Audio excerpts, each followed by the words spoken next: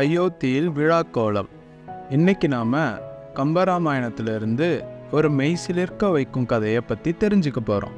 இந்த கதை அயோத்தியின் மேன்மையையும் தசரத மன்னனோட எண்ணங்களையும் தனது பேரரசை ராமனின் கைகளில் ஒப்படைக்க அவர் எடுக்கும் முடிவையும் பற்றினது. இஷ்வாகு வம்சத்தில் முத்து போல இருந்தது அயோத்தி நகரம். தசரத மன்னனின் நீதியான ஆட்சியால் இந்த நகரம் வளமும் செழிப்பும் கொண்டு இருந்துச்சு. மக்களும் தர்மத்திற்கு கட்டுப்பட்டு வாழ்ந்தாங்க. தசரத மன்னனின் ஆட்சியில் நியாயமும் கருணையும் எங்கும் நிறைந்து காணப்பட்டது. மக்களின் நலன் கருதி தனித்து ஆட்சி செஞ்சாரு. இதனால மக்கள் மிகுந்த வளத்தோட வாழ்ந்தாங்க. அயோத்தியோட மெய்ஞானம், வீரம் மற்றும் அறிவாற்றலுக்கு பல மாமேதைகள் உதவுனாங்க. தேர்ந்த வீரர்களும் மற்றும் கல்வி அறிஞர்களும் அவர்களோட பங்களிப்பை நாட்டுக்காக கொடுத்தாங்க. இவ்வளவு செழிப்பு மிகுந்த நாடாக அயோத்தி இருந்தாலும் தசரதனின் மனசு கவலையில் இருந்துச்சு. தனக்கு வயதான காரணத்தினால எதிர்காலத்தை நினச்சி கவலைப்பட்டாரு. அவரோட மனசு எப்பவும் தன்னோட பேரன்பு கொண்ட மகன் ராமன் மேலே போச்சு. தசரதன் ராமனோட சின்ன வயசுல அவர் புரிஞ்ச வீர செயல்கள், நியாயமான பேச்சு, கருணை மிகுந்த உள்ளம்னு எல்லாத்தையும் நினச்சி பார்க்குறாரு. தசரதரோட வம்சத்தின் பெருமையையும் அயோத்தி மக்களின் நலனையும் பாதுகாக்க ராமர்கிட்ட போதுமான நற்பண்புகள் இருப்பதாக நம்பினார். தசரதர் ராமனை வருங்கால மன்னனா கொண்டு வர முடிவு செஞ்சார். இதை கேட்ட மக்கள் சந்தோஷத்துல மனம் மகிழ்ந்தாங்க. அவங்க ராமரை எதிர்கால அரசர்னும் காப்பாளன்னும் நம்பினாங்க. அயோத்தி நகரம் விழா கோலத்தில் காட்சியளிச்சிச்சு. மக்கள் மகிழ்ச்சியோட பட்டாபிஷேகத்துக்கு தயாரானாங்க. ராமர் அரியணையில் அமர்வதை பார்க்க அனைவரும் ஆவலுடன் காத்திருந்தாங்க. இனிதான் பல சோதனைகளும் வெற்றிகளும் தர்மத்தோட நிலைத்தன்மையும் கொண்ட ஒரு மாபெரும் பயணம் ஆரம்பமாக போகுது. ராமரின் பட்டாபிஷேகம்.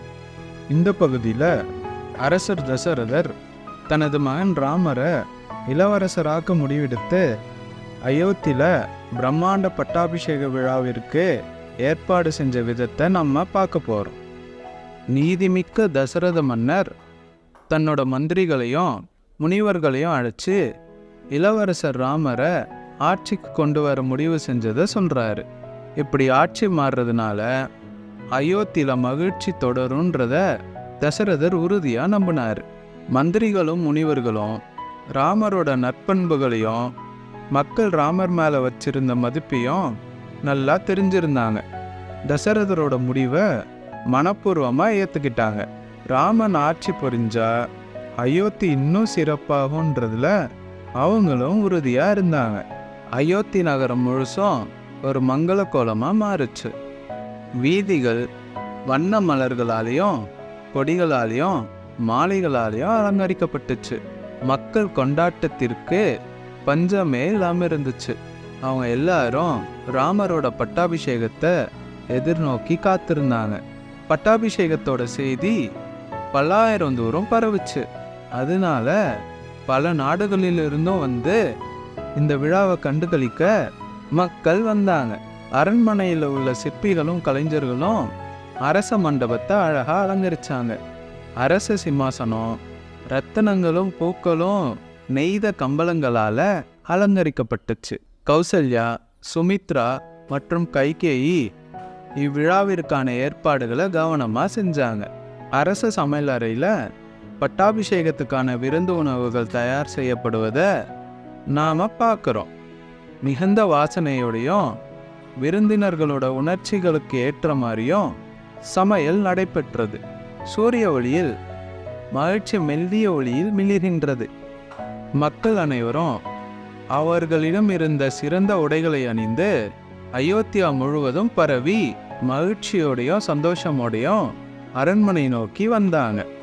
இனி என்ன ஆச்சுன்னு அடுத்த பகுதியில் பார்ப்போம். இந்த கதையை நீங்கள் ரசித்தீர்களானால் மேலும் கம்பராமாயணத்தின் மகத்தான கதைகளுக்கு எங்கள் சேனலுக்கு லைக், பகிர்ந்து மற்றும் சப்ஸ்கிரைப் செய்யுங்கள்.